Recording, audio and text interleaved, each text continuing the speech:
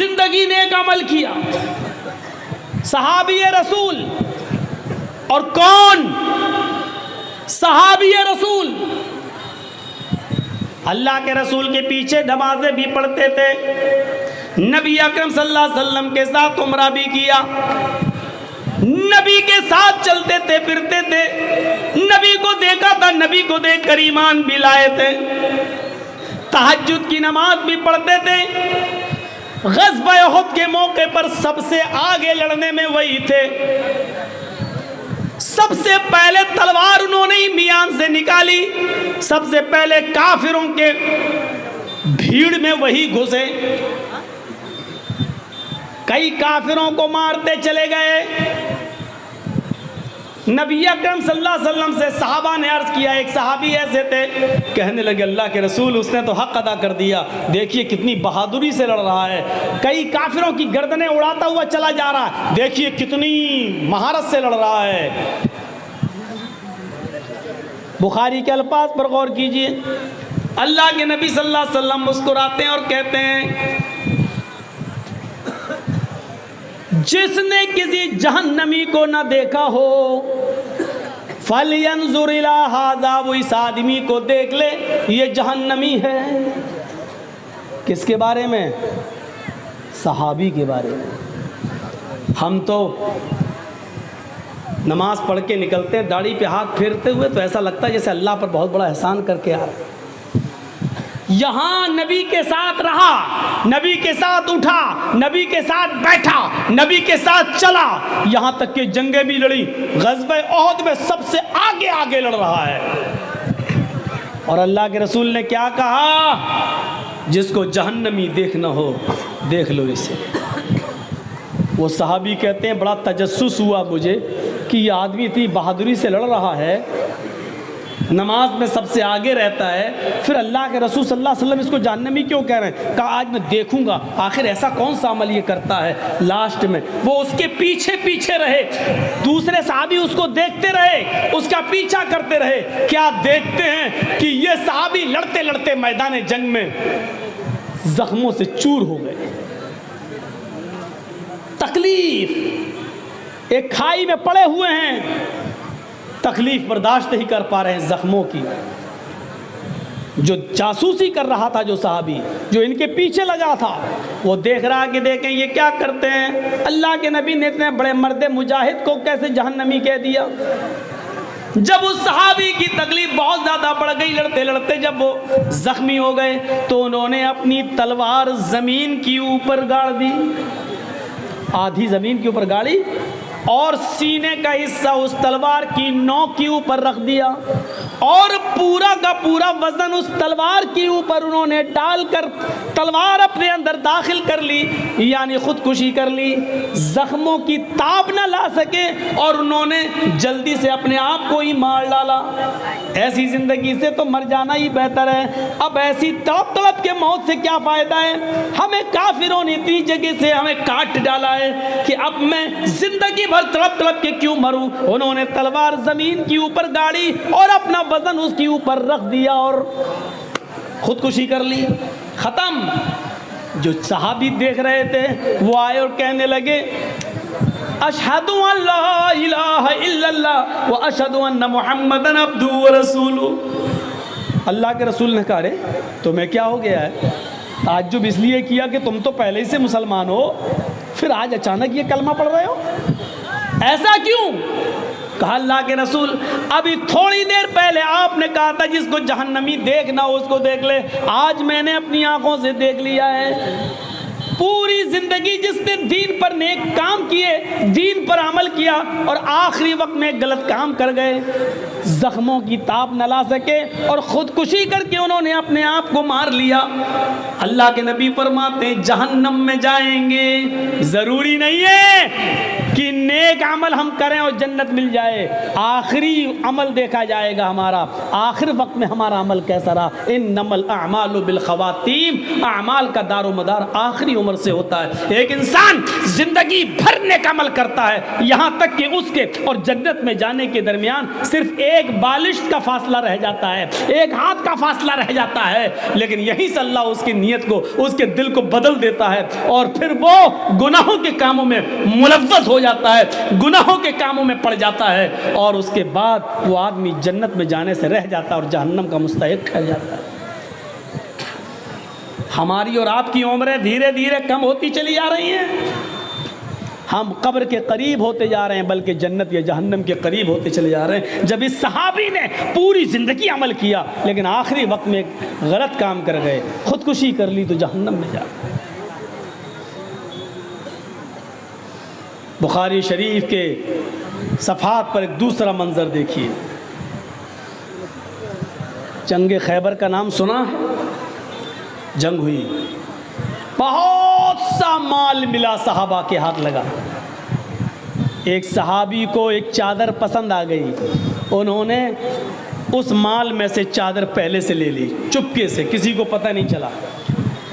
जब सारा माल इकट्ठा किया गया, आखिरी आवाज़ भी लगा दी गई, जिसके पास जो माल हो वो जमा कर दे। वो सहाबी चादर जमा नहीं किए।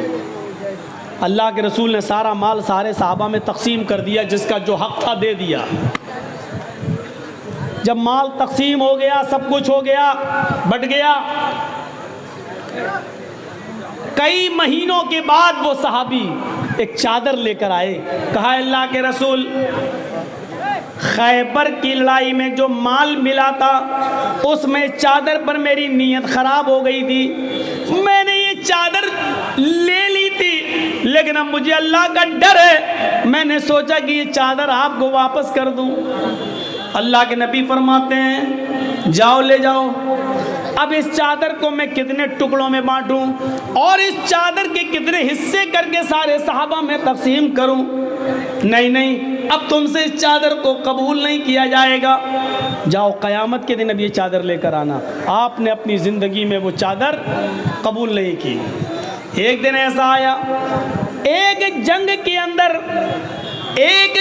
अंदर ये सहाबी शहीद कर दिए गए, कत्ल कर दिए गए। सहाबा कहने लगे, इनको मुबारकबाद हो, ये सहाबी लड़ते लड़ते मैदान जंग में कत्ल कर दिए गए, इनको मुबारक हो, जन्नत इनको मुबारक हो। अल्लाह के नबी फरमाते हैं, हरगिज़ नहीं, हरगिज़ नहीं।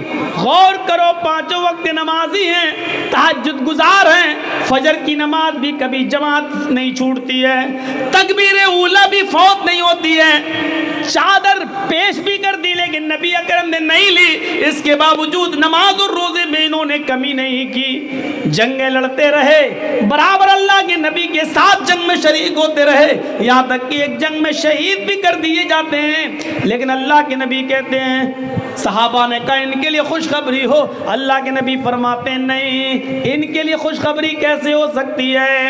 इन्न शमलत अल्लती अखज़हा यौम खैबर ला तश्तइलु अलैहि नारा। यह है बुखारी शरीफ की हदीस के अल्फाज। अल्लाह के नबी फरमाते हैं, एक चादर जो तकसीम होने से पहले इन्होंने ले ली, एक चादर जिन्होंने चुरा ली, एक चादर जिन्होंने छुपा ली, वो चादर जो तकसीम नहीं हो सकी सहाबा में, वो एक चादर इस सहाबी के ऊपर जहन्नम का अंगारा बनकर भड़क रही है। ला तश्तइलु अलैहि नारा, वो चादर इनके ऊपर जहन्नम की आग बनकर भड़क रही है। यानी उस चोरी की सजा, उस अमानत में खयानत की सजा इनको जहन्नम में पहले भुगतना पड़ेगी।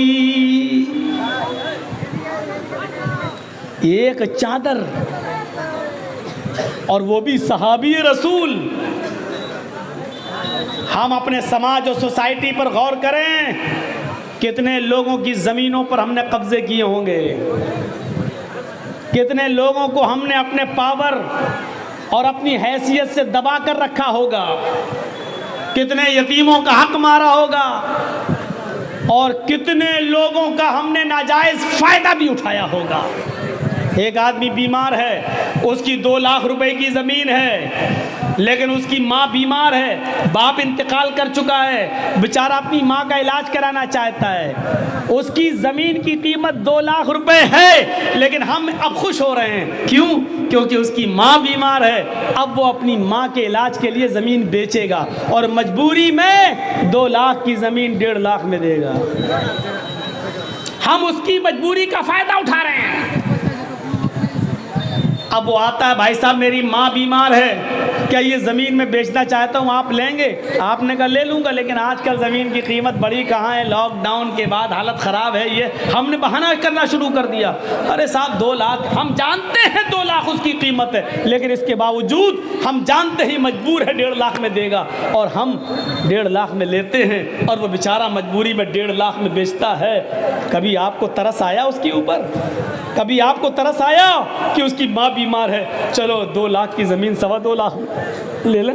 कभी सोचा 2.5 लाख में ले लें? हमारी ज़मीन की कीमत तो बढ़ी जाएगी 2-4 साल में, लेकिन बेचारा उसकी माँ का इलाज तो अच्छा हो जाएगा। कभी हमारे दिल में तसव्वुर आया? नहीं। 2 लाख की ज़मीन को 1.5 लाख की ज़मीन में खरीदने वालों, अल्लाह की कसम अमानत में खयानत भी ये भी लिखी जाएगी। आप ये मत कहिए कि उसने तो अपनी खुशी से दिया है, वो राजी था, उसने तो सौदा तय करके दिया है। नहीं, आपको मालूम है 2 लाख की ज़मीन है, वो 1.5 लाख में मजबूरी में दे रहा है और आप ले रहे हैं। आप अमानत में खयानत कर रहे हैं। आप 50,000 रुपए का डाका डाल रहे हैं। आप ये सौदा खुशी का नहीं माना जाएगा। शरीयत के दायरे में ये सौदा खुशी का नहीं माना जाएगा। ये चौधरियों सुन लो, और गांव के साहूकारों, गरीबों की गुर्बत का फ़ायदा उठाने वालों, मजबूरों की मजबूरी का फ़ायदा उठाने वालों, बचोगे नहीं क़यामत के दिन। वल अस्र इन्नल इंसान लफ़ी खुस्र, ज़माने की कसम रुए ज़मीन पर जितने भी लोगों को तुम देख रहे हो, सब नुकसान ही नुकसान के अंदर हैं। सर तापा नुकसान में डूबे हुए, सर से लेकर पैर तक ये सब नुकसान में डूबे हुए हैं, कोई भी फायदे में नहीं है। एक एक दिन करके इंसान की ज़िंदगी जो जो गुजरती जा रही है, वो अपनी कब्र के, अपनी जन्नत या जहन्नम के करीब होता जा रहा है। अल्लाह न करे अगर धीरे धीरे ये अपनी जहन्नम के करीब होता चला गया, तो इससे ज़्यादा नुकसान और क्या होगा, इससे ज़्यादा खसारा और क्या होगा, इससे बड़ा इंसान का नुकसान और क्या होगा कि वो एक 2-2 साल गुजारता जा रहा है और जहन्नम के करीब होता जा रहा है। इसीलिए मेरी पुरानी तकरीरें उठाकर देख लो, कभी मैंने अगर जन्मदिन बनाने वालों के बारे में बोला है तो क्या बोला है, वो आप सेंटेंस उठाकर देख सकते हैं। जो लोग अपनी औलाद का, अपने बेटों का जन्मदिन मनाते हैं वेस्टर्न कल्चर से, पश्चिमी सभ्यता से प्रभावित होकर, पश्चिमी सभ्यता से, मगरबी तहजीब से मुतासिर होकर, क्या हो रहा है, मेरा बेटा 4 साल का, happy birthday to you, cake काटते हैं। आज हमारा बच्चा 4 साल का, आज हमारा बच्चा 5 साल का। मैंने टंके की चोट पे बंगाल की धरती पर कहा है, और इधर भी कह दूं, बंगाल में ज़्यादा बनाते हैं, नहीं माने। बहुत बड़ी परेशानी है। मैंने बहुत से जगहों पर जलसे करता हूँ। बम्बई में क्या डिसिप्लिन होता है, आपसे ज़्यादा भीड़ होती है। हैदराबाद वगैरह में जाइए, और अभी मैं 29-30 तारीख को जा रहा हूँ, 29-30 को मेरा प्रोग्राम है। क्या डिसिप्लिन होता है, मौलाना के रास्ता अलग, ले जाने का अलग, लाने का अलग, कोई सुनने वालों का अलग। मजाल है कि एक आदमी जलसे में बोल दे, पता नहीं सीख असल। इतनी बड़ी बात कही कि कलेजे देखो, गुर्दे देखो कितने मजबूत हैं दिल।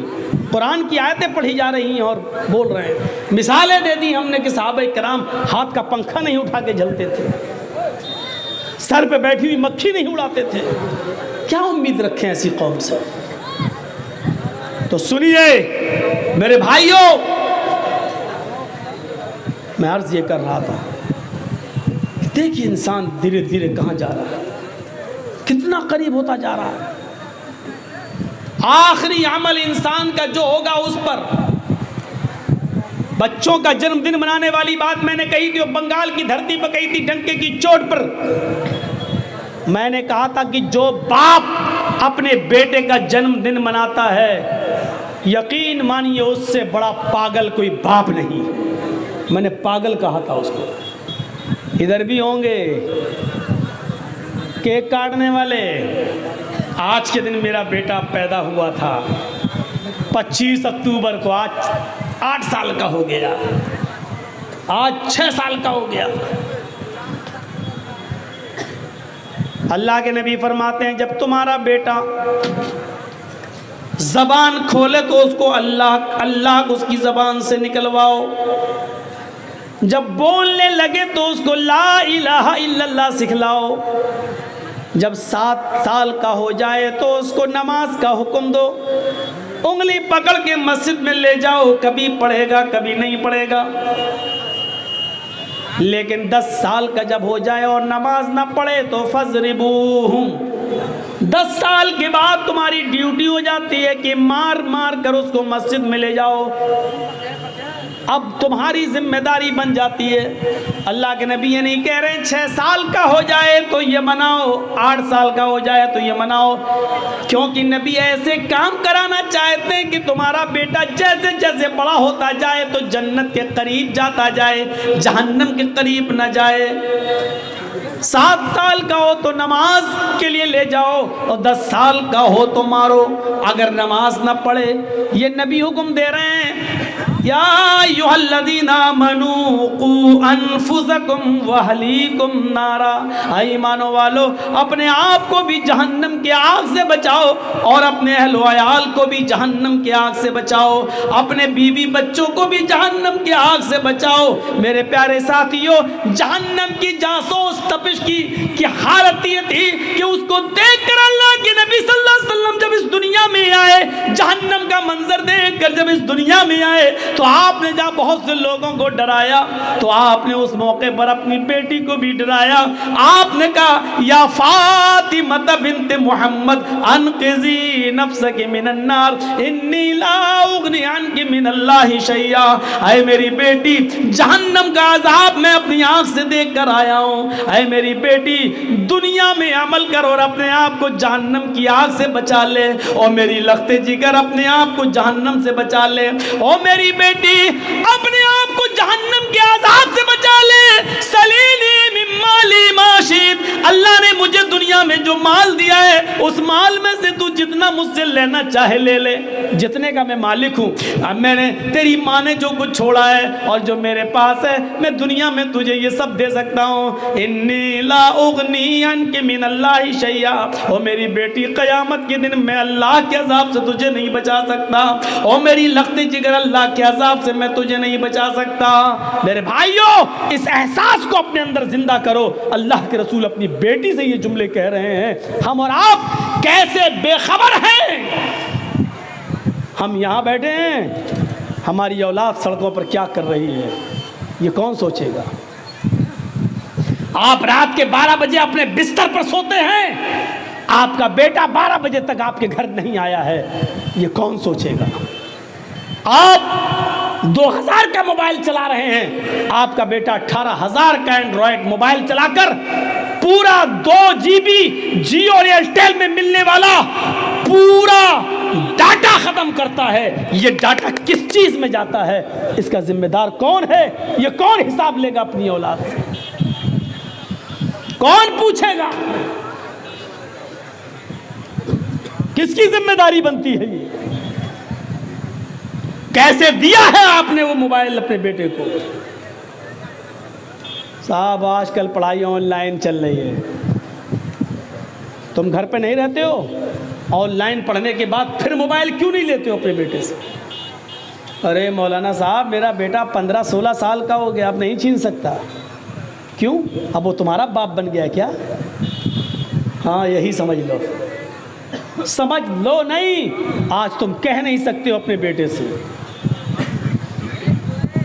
उसको मालूम है कि रात के 12 बजे से पहले पहले ये डाटा भी मिलेगा, फिर दूसरे दिन का डाटा शुरू होगा, अभी खत्म कर लो। आप कह नहीं सकते कि बेटे क्यों नहीं सोए हो अब तक, क्यों नहीं सोए हो। आप पूछ नहीं सकते हो अपनी औलाद से। और ये मोबाइल जब बेटियों के हाथ में हो तो और नहीं पूछ सकते हो, क्योंकि आपसे ज़्यादा आपकी बेटियां होशियार हो चुकी हैं कि मोबाइल कब चलाया जाए, किस वक्त चलाया जाए और उसके लिए कौन सा वक्त ज़्यादा मुनासिब है। क्योंकि आप जिस वक्त निगरानी करते हैं उसको आपकी निगरानी का टाइम मालूम है। और दुआ मांगती है अल्लाह सर्दियाँ जल्दी आएँ, क्योंकि सर्दियों में ब्लैंकेट के अंदर और रजाई के अंदर चलाने में उनको जो आसानी होती है वो बाहर गर्मियों के दिनों में नहीं होती है। दुआ मांगती है कि जल्दी सर्दी आए। कितने लोग पकड़े गए हैं, हालात पे नजर डालिए। कितनी लड़कियों की एप्लीकेशनें हाई कोर्ट और सुप्रीम कोर्ट में पड़ी हुई हैं, गिनती गिन नहीं पाओगे, जिन्होंने ये कहा है कि मैं अपनी मर्जी से फला फला धर्म के लड़के से शादी कर रही हूँ, मेरे माँ बाप मुझे रोकेंगे लेकिन मेरी उम्र 18 साल से ज़्यादा है, मैं अपनी मर्जी से कर रही हूँ। और ये अभी 2 महीने पहले का रिकॉर्ड बता रहा हूँ मैं, 3-4 साल पुराना नहीं। ये फिर से उठा है फितना। ये किसकी देन है? कभी सोचा है कि हमारी लड़कियां जब कल मरेंगी तो वो कब्र में दफनाई नहीं जाएंगी, वो जलाई जाएंगी। कभी आपने पढ़ा है कि आपकी बेटियों का जब निकाह होगा तो या अय्युहल्लज़ीना आमनुत्तकुल्लाह हक़्क़ तुक़ातिह और या अय्युहन्नासुत्तक़ू रब्बकुमुल्लज़ी ख़लक़कुम मिन नफ़्सिन वाहिदा नहीं पढ़ा जाएगा, बल्कि वहां 7 फेरे लगाए जाएंगे। कभी आपने सोचा है कि आपकी बेटी जब अपनी ससुराल में घुसेगी तो उसके हाथ में कुरान और उसकी ज़बान पे कुरान की आयतें नहीं होंगी, बल्कि उसके सर पर चुटकी भर सिंदूर होगा। कभी आपने सोचा है कि आपकी बेटी अल्लाहु अकबर कहकर अल्हम्दुलिल्लाह रब्बिल आलमीन नहीं पढ़ेगी, बल्कि किसी मूर्ति के सामने वो खड़ी होकर घंटी बजाकर उसके सामने अगरबत्तियां जला रही होगी और गायत्री मंत्र पढ़ रही होगी, ओम भूर्भुवः स्वः। कभी आपने तसव्वुर किया है? और वो लड़का जो हमारी बेटी से शादी कर रहा है, 2-3 बच्चे पैदा करने के बाद हमारी बेटी को बेयारो मददगार छोड़ देगा और गवर्नमेंट उसका साथ देगी, क्योंकि यही करने के लिए तो यही सब करवाया गया था। आपको मालूम है कितनी यूनिवर्सिटीज ने यह कह दिया है कि अल्पसंख्यक लड़कियों के लिए, अल्पसंख्यक मुसलमान का नाम नहीं है, अल्पसंख्यक में मुसलमान भी आते हैं, सिख भी आते हैं, ईसाई भी आते हैं, लेकिन इशारा मुसलमानों की तरफ है। अल्पसंख्यक समुदाय की 60% लड़कियों को एडमिशन दिया जाएगा, क्योंकि अल्पसंख्यक समाज में लड़कियां शिक्षा से और तालीम से दूर है। कभी आपने अपनी दिमाग की बत्तियां जलाई हैं? हमारे लड़कों को यूनिवर्सिटी में नौकरी, हमारे लड़कों को एडमिशन नहीं मिल रहा है, लड़कियों को 60% आप दे रहे हो, क्यों? इसकी वजह प्लानिंग नहीं, ये मशवरे नागपुर की सरजमीन पर होते हैं, नागपुर की सरजमीन पर। अब इससे ज़्यादा खुलकर हम कुछ नहीं कहेंगे। हमारी 60% लड़कियों को तुम एडमिशन ले रहे हो, क्यों? का सब मुसलमानों में लड़कियां तालीम से दूर है, उनके लिए ये तालीम का नाम लिया ज़रूर जा रहा है, लेकिन हुक्म ये है, इशारा ये है कि हमारे समाज के लड़कों, इन लड़कियों को अपने प्यार के जाल में फंसाइए, इनसे कोर्ट मैरिज कीजिए और 2-3 बच्चों की अम्मा बनाकर इनको छोड़ दीजिए, क्योंकि धोबी का गधा ना घर का ना घाट का।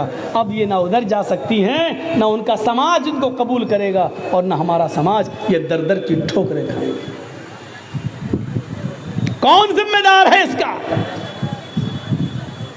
आप मोबाइल के बारे में नहीं पूछ सकते कि बेटी तेरे पास ये मोबाइल कहां से आया, और आया है तो ये 699 वाला और 698 वाला रिचार्ज करवाया कौन है? हमने तो ये पैसा नहीं दिया। कभी पूछा है आपने? नहीं पूछ सकते हैं, नहीं है इतनी हिम्मत आपके अंदर, क्योंकि आपको मालूम है ज़्यादा सख्ती करेंगे बेटी भाग जाएगी, और भाग गई तो पूरे ख़ानदान की नाक कटा देगी, मालूम है। ये उसी ढील का नतीजा है।